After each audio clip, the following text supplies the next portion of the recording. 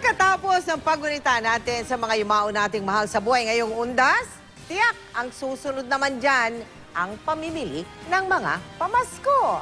Pero huwag na kayo mamroblema dahil magsisimula na po ang Tom and Carla Celebrity Ukay-Ukay sa Noel Bazaar.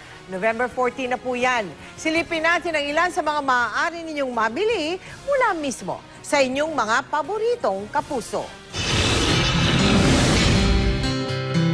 Sa likod ng malaparaisong ganda ng Isla ng Coron sa Palawan, minsan nating nasilip ang buwis-buhay na hanap buhay ng mga katutubong tagbanwa upang makapasok ang kanilang mga anak sa paaralan.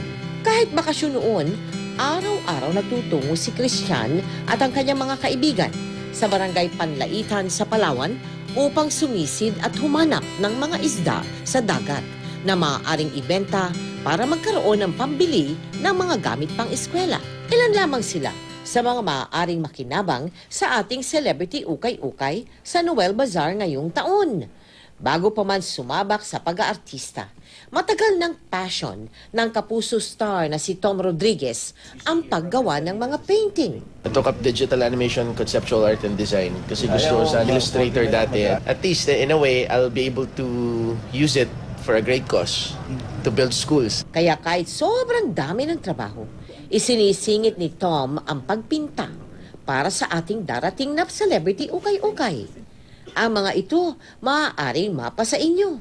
Rest assured na galing po siya sa kamay ko, from scratch ko po gagawin lahat. Hindi rin nagpahuli ang ka-love team ni Tom na si Carla Abellana at ang iba nating mga kapuso. It's a very nice dress na nagamit ko lang only once. Oh, magpapahuli pa ba kayo? Tara na and let's shop sa Tom and Carla Celebrity Ukay-Ukay na matatagpuan sa Noel Bazaar. That's at World Trade Center, Pasay City sa November 14 hanggang 30th. I will see you there.